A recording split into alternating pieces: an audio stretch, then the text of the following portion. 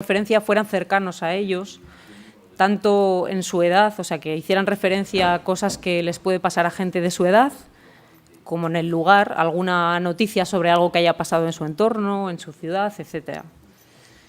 Querían también que les hablásemos de la inmediatez de los efectos de las sustancias, es decir, de sus efectos a corto plazo, porque quizás a un adolescente hablarle de los efectos a largo plazo que puede tener el consumo de drogas no tiene mucha influencia, ¿no? Pedían que fueran realistas, es decir, que hiciéramos mención tanto a lo positivo como a lo negativo, porque es evidente que el consumo de drogas tiene consecuencias positivas, si no, nadie consumiría drogas. Nos pedían también que usásemos un lenguaje adulto, y eso quiere decir que no intentásemos imitar el lenguaje adolescente o joven, porque nos decían ellos literalmente que resulta bastante patético, ¿no?, cuando lo hacemos así.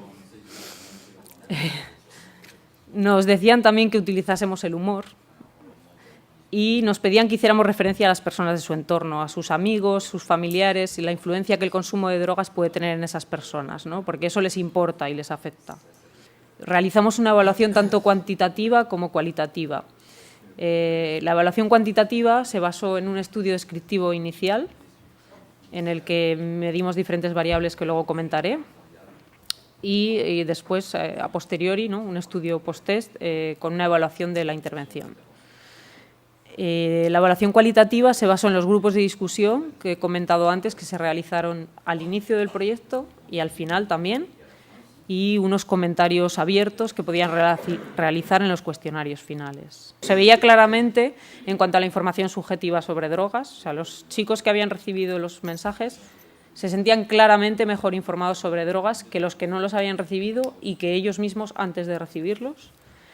En cambio, no había un efecto claro en cuanto al consumo, ni en cuanto a la intención de consumo, ni la percepción de riesgo por consumo ocasional ni por consumo frecuente. Sí que se daba un efecto en la percepción de riesgo por las borracheras ocasionales, ¿no?, por el consumo de alcohol fuerte de fin de semana, ¿no?, ocasional. Atribuimos este efecto posiblemente a que la mayoría de los mensajes eran precisamente sobre el alcohol. O sea, dentro de los mensajes estaban graduados, como he dicho antes, en relación con la prevalencia de consumo y la mayoría de ellos hacían referencia al alcohol. Y parece ser que aquí se ha dado un efecto, entonces puede tener relación con esto. También puede tener relación con que precisamente en esa edad, entre 14 y 16 años, lo que más hacen la mayoría es beber alcohol y emborracharse. Igual otras drogas las consumen en menor medida, ¿no? En cuanto a las conclusiones de la web, en general la web ha tenido una buena acogida. En este último mes han recibido 5.000 visitas y sabemos que se está utilizando en actividades de prevención. Sin embargo, en cuanto a los chicos que participaron en el proyecto Drognet, que recibieron SMS, sabemos que pocos de ellos la visitaron, menos de un 10%, y hubo solamente 30 intervenciones en la zona interactiva. Creemos que la página web es atractiva, pero digamos que los chicos no entran de forma espontánea. En algún caso hemos hecho una actividad guiada con ellos en el aula y cuando entran les resulta interesante, pero digamos que no entran de forma espontánea. Y sabemos que la web está teniendo buena acogida, pero parece ser que es más visitada por técnicos de prevención y por profesionales de drogodependencias que no por los adolescentes. Entonces, en base a esto, las conclusiones que sacamos es que hay que adaptar el diseño de la página inicial, que seguramente es demasiado institucional y tendría que estar más dirigida a ellos, con un diseño más juvenil y dejar el apartado institucional que nos exige Europa, por otra parte, ¿no?, dado que es un proyecto europeo, pues dejarlo relegado a una parte. Aumentar el protagonismo de la sección interactiva, buscar una forma para que participen más en la página.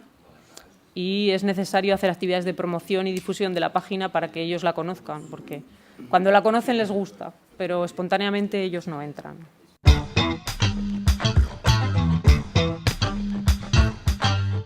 Alors, tout d'abord, la problématique transfrontalière pour la consommation de drogue chez les jeunes est à peu près identique de chaque côté de la frontière et dans chacune de ces provinces qui participent à ce projet.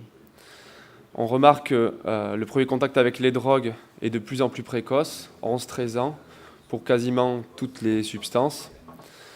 La consommation en milieu festif est de plus en plus importante. Les milieux festifs où avant on pouvait voir certains types de consommation où étaient stigmatisés certains types de consommation et certains types de substances évoluent et se généralisent à pratiquement tous les milieux festifs, quels qu'ils soient, que ce soit les clubs, le milieu des punks, du rock, etc. On trouve toutes les drogues un peu partout maintenant. Le tabac, et plus particulièrement l'alcool, présente une prévalence sans cesse croissante. Alors c'est vrai que ça évolue de plus en plus, et surtout au niveau de l'alcool, où en France, on voit de plus en plus de phénomènes de binge drinking, c'est-à-dire ces alcoolisations massives, rapides, en début de soirée, pour pouvoir ensuite aller faire la fête. On se retrouve en fait avec des jeunes, voire des très jeunes, qui n'ont aucun endroit où aller finalement, puisque avant 18 ans, ils ne peuvent pas consommer d'alcool. Et donc, ils vont se retrouver, faire des tout petits botellions au début de la soirée et s'alcooliser massivement. On en voit ici à Bayonne, mais c'est quelque chose qui se développe beaucoup en France. Et la consommation de cannabis qui augmente ces dernières années est en croissance sans cesse. Alors, un autre point de vue, c'est l'utilisation des nouvelles technologies. Jean-Pierre.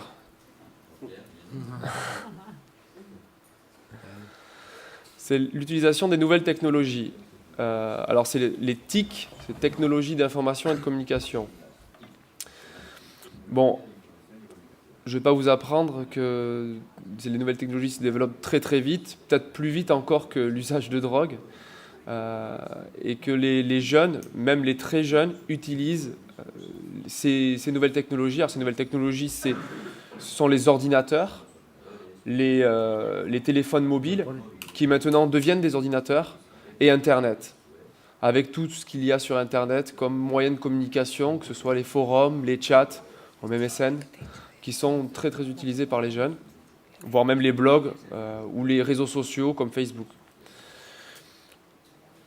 Je vous passe les détails des chiffres, mais je pense que maintenant on peut augmenter ces chiffres par 2, que de plus en plus ça évolue très très très vite, et pratiquement tous les jeunes aujourd'hui ont un téléphone mobile qui fait Bluetooth ou qui peut aller sur un site internet directement.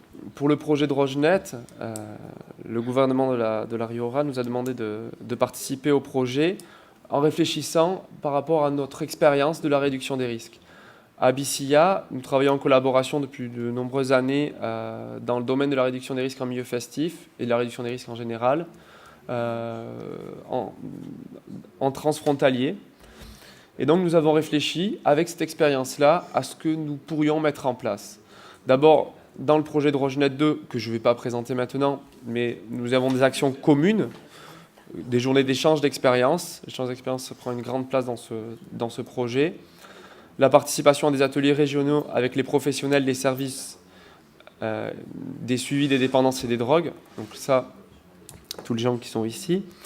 Et cette intégration à des colloques, et notamment au colloque THS aujourd'hui, et la participation à d'autres congrès, d'autres séminaires. Aujourd'hui, le projet Drogenet 2 est en phase de réflexion. Nous réfléchissons d'abord qu'est-ce que nous allons y faire, avec qui et comment. À Bicilla, nous avons réfléchi à différents types d'actions spécifiques qui nous paraissent opportunes par rapport à la réduction des risques liés à l'usage de drogue. Le premier et le plus important de ce que nous pensons faire, c'est la création d'un site internet interactif pour diffuser des informations liées à la réduction des risques. Une information sur les produits et les risques qui seraient mise à jour régulièrement et où il y aurait un suivi scientifique permettant vraiment d'avoir les dernières données. Et à l'intérieur, la tenue d'un forum de discussion interactif.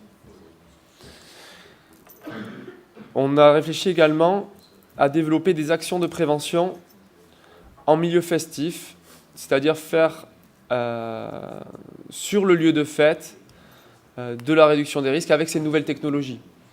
Alors pour ce faire, nous avons pensé à la mise en place d'une bande de diffusion d'informations via le réseau sans fil Bluetooth. C'est des bandes où l'on passe à proximité et on reçoit un message nous disant si on accepte ou non